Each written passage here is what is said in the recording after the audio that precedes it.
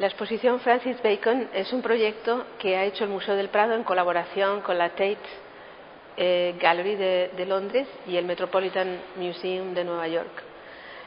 Conmemora el centenario del nacimiento de Bacon en octubre de 1909, pero al mismo tiempo también en el Prado tiene un doble sentido porque puede conmemorar también su muerte en Madrid en abril de 1992. Es una exposición retrospectiva, grandiosa, en el sentido de que incorpora las mejores obras suyas desde los primeros años, las primeras obras que hizo, hasta el mismísimo final de su vida. Se plantea de una forma cronológica, pero en realidad para ir dando como unas pautas de visita, se ha dividido en unos grandes temas que al mismo tiempo son los temas que más le obsesionaron a Bacon desde el principio de su carrera como pintor. Hay unas primeras obras en las cuales vemos la influencia de Picasso, que es la primera gran figura que determina que Bacon fuera pintor. Es ya una crucifixión o una figura que recuerda las crucifixiones, y a partir de ahí hay otras obras de esos primeros años en donde se va viendo la evolución del artista y cómo aparecen casi repentinamente. Eso es un efecto también de las obras que él destruyó de los años anteriores. Digo que casi repentinamente entra dentro de temas de violencia, de crueldad, donde aparece la sangre y donde aparece un ser humano que está en el límite con lo animal. Ese sería el primer espacio de la exposición, e inmediatamente a continuación, después de ese primer exordio de Bacon como artista, donde está la influencia de Picasso o la influencia de Soutine y de otros artistas también contemporáneos suyos de esos primeros años, aparece el estudio, la serie de estudios sobre el retrato del Papa Inocencio X de Velázquez. En esta exposición se muestran 4 de esas obras, que son quizá las más esenciales, las más definitivas de ese interés de Bacon por lo que él consideraba uno de los grandes o el más grande retrato de toda la historia de la pintura. También en esas obras de los papas es donde se puede ver algo que él había empezado a desarrollar en sus primeros años, como es el interés por la boca. Y más que por la boca en los labios y sensuales, por el interior de la boca, de los dientes, de los colmillos, que en lo que él quería conseguir la belleza de los paisajes de Renoir, que es lo que dicen algunas de sus conversaciones. Pero sin embargo, esa belleza que Bacon quería conseguir, nosotros quizá la vemos como el aspecto más cruel, más agresivo de esas composiciones, ¿no? Su serie de los papas es quizá el tema central de ese estudio de la boca. Allí todos los papas tienen un gesto, una mueca, unos dientes de una agresividad tremenda, en donde vemos que no son exactamente el ejemplo del poder tranquilo y relajado, sino un poder máximo, pero un poder contra los demás, no a favor de los demás, de los súbditos, sino contra los súbditos. Es también en ese periodo donde a las figuras humanas, que captan también su primer interés, aparecen los estudios de animales. Y ahí, en ese periodo, es donde Bacon ha visto ya las fotografías de un fotógrafo americano del siglo XIX, Edward Muybridge, sobre el movimiento de personas y animales, que tuvieron en él una gran influencia y que las toma como base de los estudios de ese primer periodo.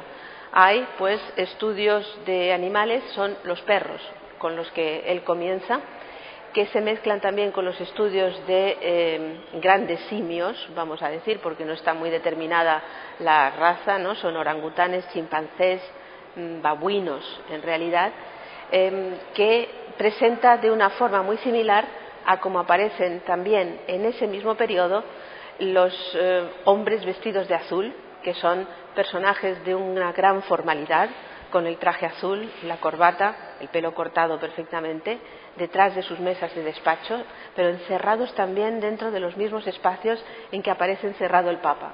Son figuras verdaderamente terribles, angustiosas, donde podemos reconocer a personajes que conocemos.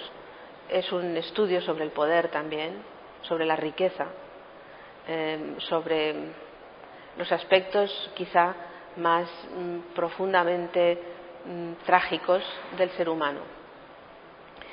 A partir de ese momento, Bacon empieza a abrirse artísticamente. Quizá en ese primer periodo es casi hasta los años primeros 50 como un tanteo de por dónde va a ir él como pintor. A partir de ahí, justo en el año 52, le piden una exposición en Ámsterdam.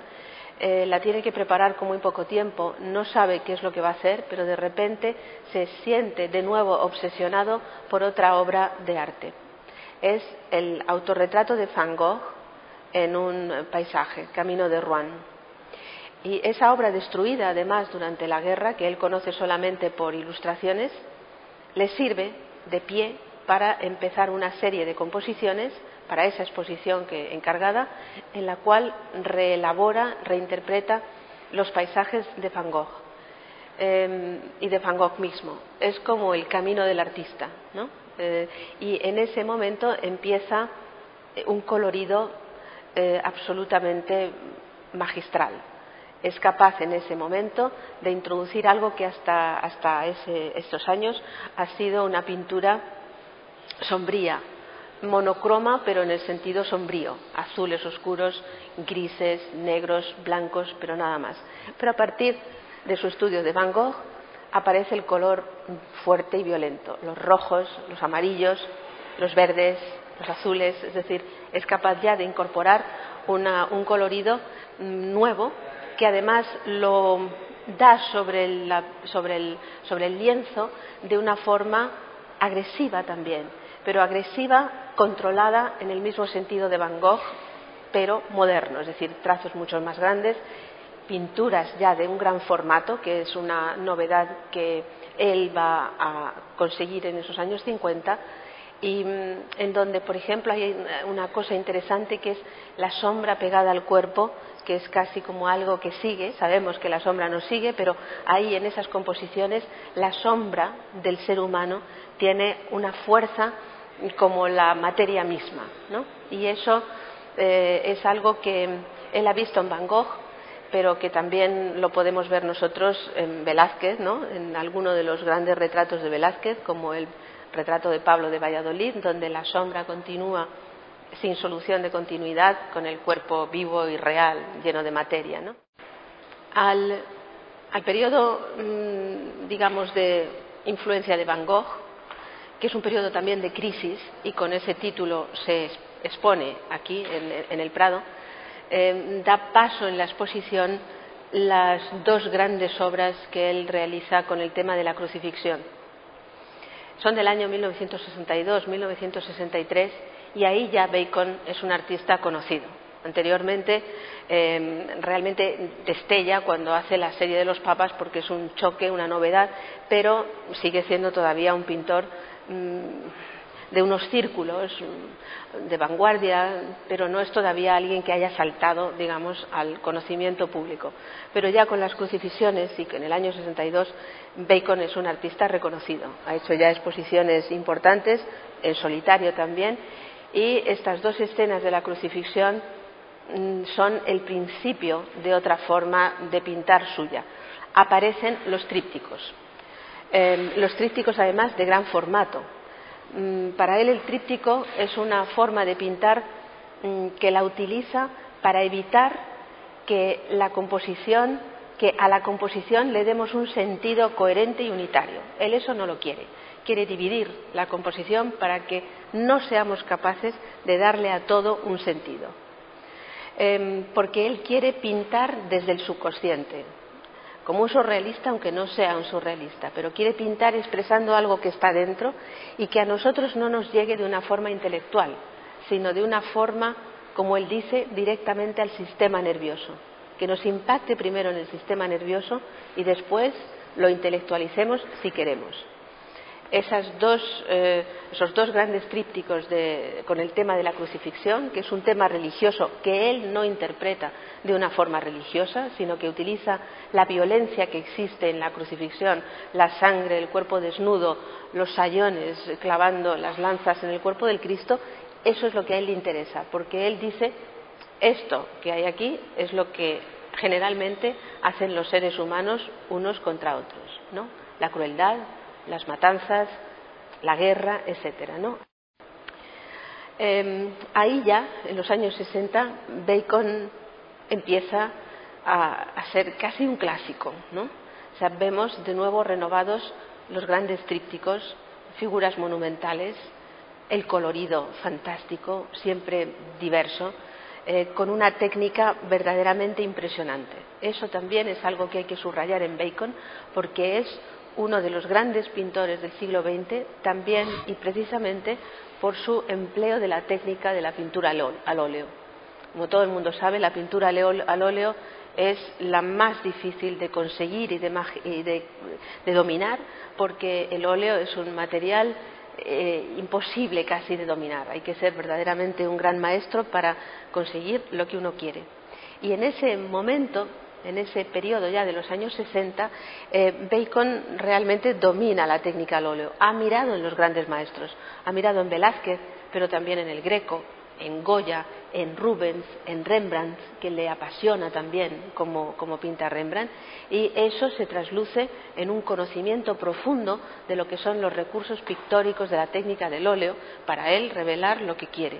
Y cuando nos acercamos a sus cuadros, y en la exposición podremos acercarnos hasta la mismísima superficie del cuadro, porque tienen su cristal por delante y eso se puede hacer, pues podemos entrar dentro de cómo pinta realmente Bacon, que es asombroso, es como uno de los grandes maestros del pasado, ¿no?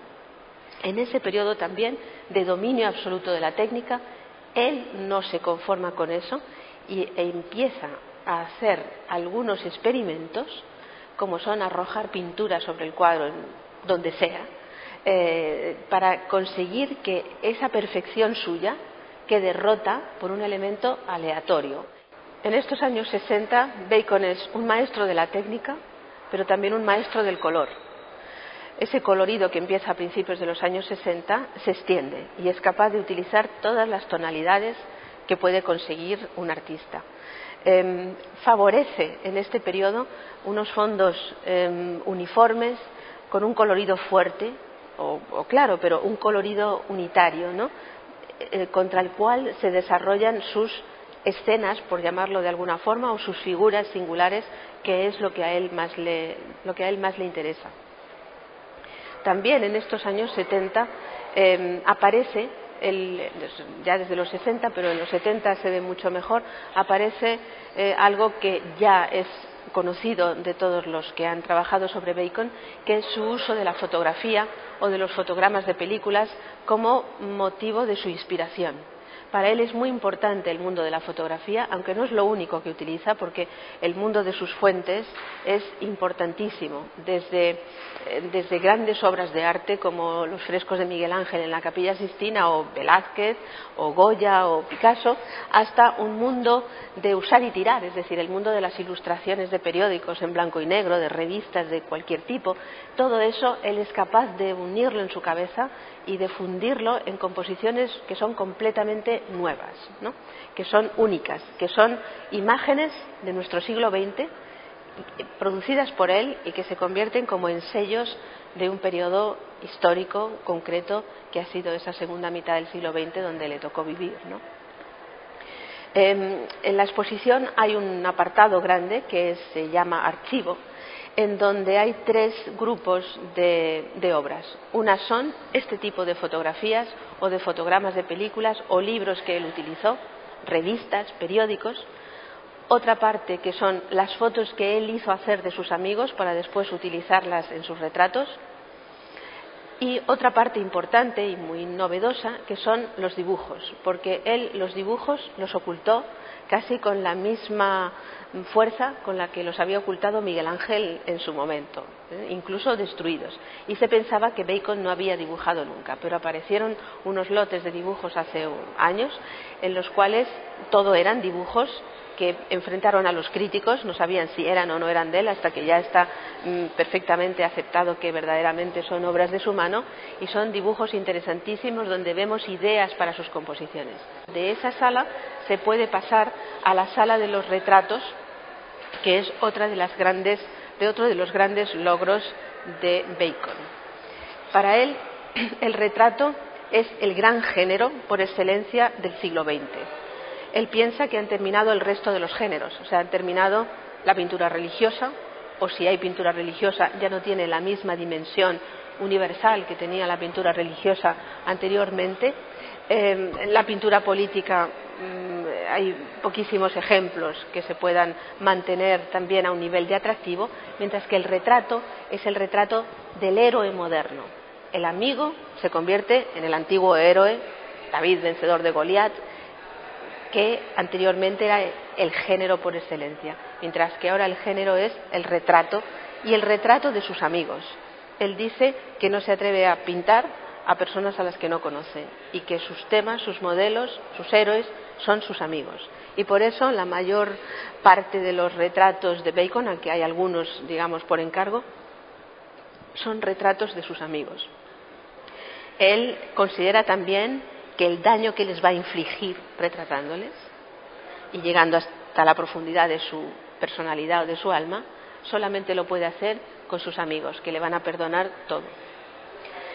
Son obras magistrales, las elegidas aquí, el retrato de Isabel Rathburn, Henrietta Moraes, George Dyer, ¿no? Son todos amigos suyos, y también vemos un mundo importante de cultura de la segunda mitad, ¿no?, del siglo XX, los años 60, 70, un periodo importantísimo, ¿no?, de la historia europea de ese periodo, está también reflejado aquí en Bacon.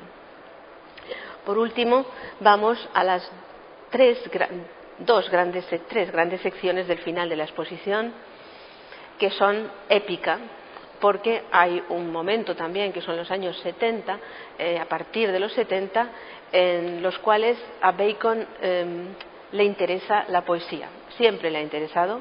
Es un artista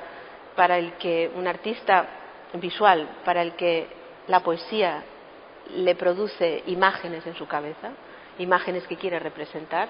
Eso ha pasado desde el principio, pero es en este periodo cuando aparecen los grandes trípticos dedicados a un poema de Eliot, Sweeney Agonis, a poemas las tragedias, la Orestiada de Esquilo, ¿no?, que es también otro de los trípticos que él hace, o incluso nuestro García Lorca, ¿no?, donde también le lleva a representar la muerte del torero, el toro, la violencia, a través de una pintura absolutamente exquisita en el colorido, en el sentido poético y en el sentido trágico de la vida, ¿no?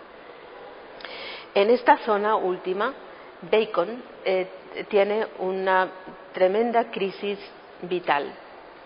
En el año 72, cuando el Gran Palais en París está organizando una exposición fantástica, una exposición retrospectiva que le consagra ya como una de las grandes figuras del arte contemporáneo, su último amigo, George Dyer, del cual él estaba profundamente enamorado y dice que es el gran amor de su vida y la persona a la que más quiso, este amigo se suicida o muere accidentalmente el mismo día de la apertura de esa exposición. Eso, en Bacon, en un primer momento, en las fotos que hay de esa exposición, en los vídeos que se hacen de esa exposición, se le ve sonreír, se le ve hablar con los demás, como si la muerte de ese amigo no le hubiera importado. Pero fue el más profundo drama de su vida. A partir de ese periodo, Bacon cambia, y sobre todo en los años siguientes, como para quitarse de dentro un complejo de culpa de si él ha tenido algo que ver por abandono, por no haberle mimado lo suficiente en la muerte de su amigo, hace una serie de obras en homenaje a su amigo muerto. que escenifican de alguna forma la muerte del amigo en el pequeño hotel de París donde estaban, ¿no? Son obras también magníficas en las que utiliza fotos antiguas del amigo, dibujos de Miguel Ángel, incluso está la sugestión y la sugerencia de las meninas de Velázquez en algunos de los temas del espacio, y es un periodo donde empieza a aparecer en su pintura el negro, los fondos negros, ante los que se recorta la figura de su amigo, ¿no? Desnudo. Él dice que era el hombre más bello que había visto en su vida, ¿no? Y no sabemos si es así o no es así, pero así le representa, ¿no? Es ese un momento verdaderamente recogido de la exposición, donde está también uno de sus autorretratos, solo, sentado solo, tapándose el rostro en medio de una habitación también con un espacio como contrahecho y con los fondos negros por los que no sabemos qué es lo que sucede, a dónde nos llevan. Y es realmente un momento elegíaco dentro de la exposición. Y de allí pues pasamos ya al momento final, a las últimas obras de ese periodo, donde vemos con toda claridad que Bacon entra en otro periodo clasicista, entre comillas, de su vida. Hay como una serenidad en su propia vida que se manifiesta en unas obras serenas, clásicas, tranquilas, poéticas, grandiosas también, que van a ser ya hasta el final de su vida, ¿no? Él ha encontrado otra vez amigos, el amor, y una de las figuras más interesantes de ese periodo es John Edwards, un joven que tiene un bar en Londres, pero que se convierte en la figura que le sostiene en ese periodo final, porque es una persona muy correcta, muy serio, muy firme, muy seguro de sí mismo, y Bacon le necesita. Se convierte casi en una relación paterno-filial y hace de él varios retratos y además le deja como heredero. Ese es su heredero, al que le deja todas sus cosas para que decida lo que hacer con ellas, ¿no? Y hay un retrato de John Edwards en donde está sentado, pero ya no es la cosa inestable, agitada, angustiosa de George Dyer, sino que refleja una serenidad, una calma, una tranquilidad enorme, y eso se refleja también en la propia vida de Bacon.